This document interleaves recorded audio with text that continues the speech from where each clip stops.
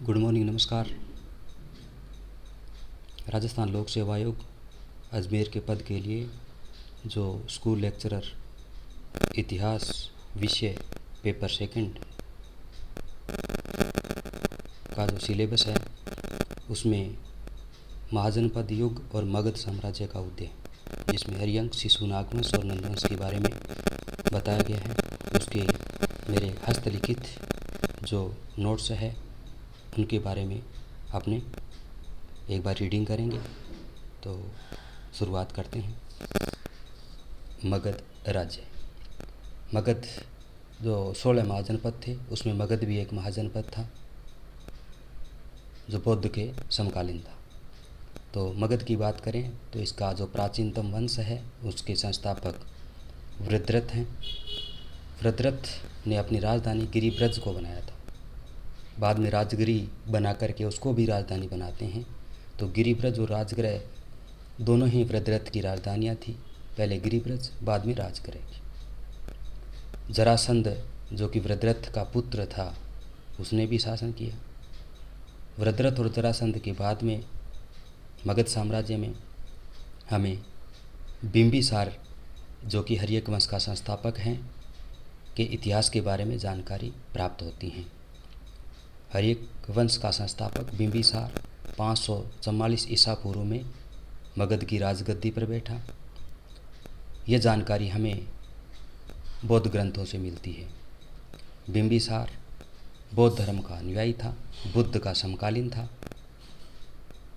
वह प्रथम भारतीय राजा था जिसने एडमिनिस्ट्रेटिव सिस्टम यानी प्रशासनिक व्यवस्था पर बल दिया।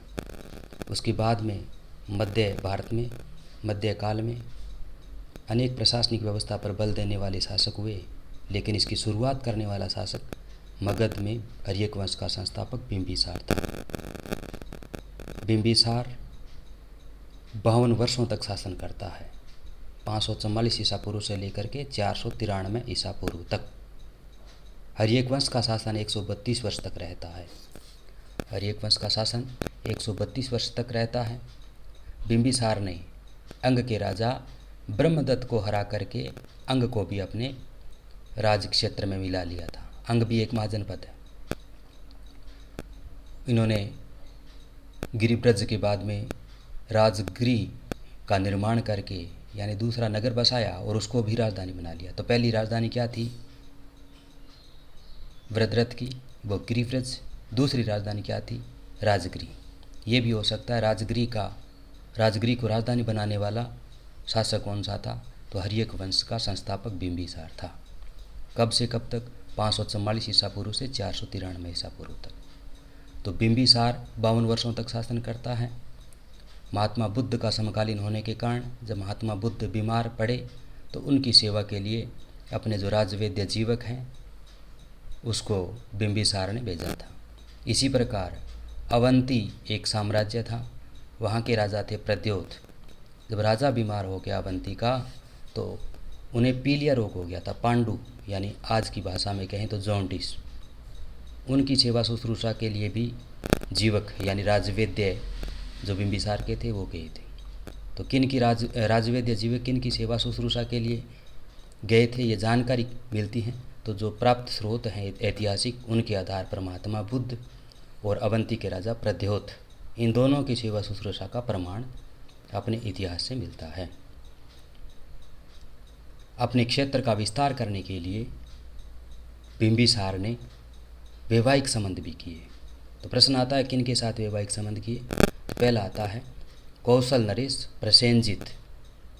कौशल भी एक महाजनपद है। कौशल नरेश प्रसेनजित की बहन महाकौशला, क्योंकि कौशल से महाकौशला हो गया। दूसरा वैशाली के राजा चेटक की पुत्री थी चेलना। और तीसरा मध्य प्रदेश आज का जो पंजाब है वहाँ की राजकुमारी थी क्षेमा। ठीक है, क्षेमा भी आता है और क्षेमा भी लिखा आता है। तो 3 नाम हैं, कौशल नरेश प्रसेनजित की बहन महाकौशला, वैशाली के राजा चेटक की पुत्री चेलना और मध्य प्रदेश मध्य ही अच्छा रहेगा कि राजकुमारी थी क्षेमा। उनके साथ वैवाहिक संबंध करके अपने साम्राज्य का विस्तार करता है और दुश्मनों की कमी कर देता है बिंबिसार। लेकिन बिंबिसार 52 वर्ष तक शासन करता है। उसके पश्चात उनका पुत्र आता है कुणिक। जो अजातशत्रु के नाम से प्रसिद्ध हो जाता है। 493 ईस्वी में उनकी हत्या कर देता है। बिंबिसार की हत्या 493 में उसका पुत्र है कुणिक, जो कि अजातशत्रु नाम से शासक बनता है, कर देता है और मगध की गद्दी पर बैठता है। तो प्रश्न ये भी आता है, हर्यक वंश का पितृहंता शासक, ऐसा नहीं आएगा, हर्यक वंश का प्रथम पितृहंता शासक, हर्यक वंश का प्रथम पितृहंता शासक कहेंगे तो वो अजातशत्रु अपने बाप को मार करके शासक बना था। यद्यपि अजातशत्रु की भी उसके पुत्र हत्या कर देते हैं, लेकिन प्रथम की बात करें तो वो अजातशत्रु ही आएगा। अजातशत्रु जैन धर्म का अनुयायी था, क्योंकि बौद्ध और जैन धर्म समकालिक माने जाते हैं। तो बिंबिसार तो बौद्ध धर्म का और उनका पुत्र अजातशत्रु था, वो जैन धर्म का अनुयायी था। अजातशत्रु ने 32 वर्षों तक शासन किया। उनका पिता है बिंबिसार, वो 52 वर्ष तक करता है, और अजातशत्रु जिसका मूल नाम क्या था, कुणिक था, वह 32 वर्षों तक शासन करता है। अजातशत्रु का एक मंत्री था जिसका नाम था वर्षकार, ठीक है।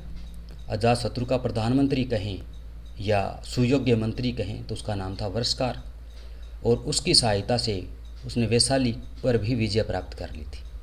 अजातशत्रु ने क्या किया, वैशाली विजय प्राप्त कर ली थी, और उनका पिता था बिंबिसार, वो वैशाली के राजा चेटक था, उसकी चेलना पुत्री के साथ वैवाहिक संबंध करके उनके साथ मित्रता बढ़ा रहा था। लेकिन अजातशत्रु ने अपने मंत्री की सहायता से वैशाली पर अधिकार कर लिया।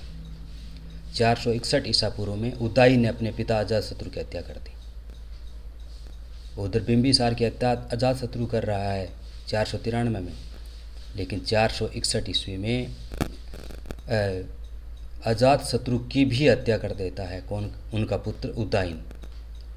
उदयन 461 ईसा पूर्व में हत्या करके शासक बनता है और पाटली ग्राम नामक स्थान की स्थापना करता है, जो बाद में पाटलिपुत्र कहलाएगा, वर्तमान में पटना कहलाता है, बिहार की राजधानी।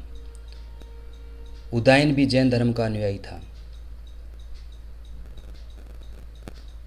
हर्यक वंश का अंतिम राजा उदयन का पुत्र नागदशक था। तो संस्थापक माना जाता है बिंबिसार को। बिंबिसार का पुत्र अजातशत्रु, अजातशत्रु का पुत्र उदयन, और उदयन का पुत्र आता है नागदशक। 4 राजा हो गए। नागदशक अंतिम राजा था, क्योंकि नागदशक का जो प्रधानमंत्री था, जिसको अमात्य कहते थे, वह शिशुनाग था। नागदशक तो है हर्यक वंश का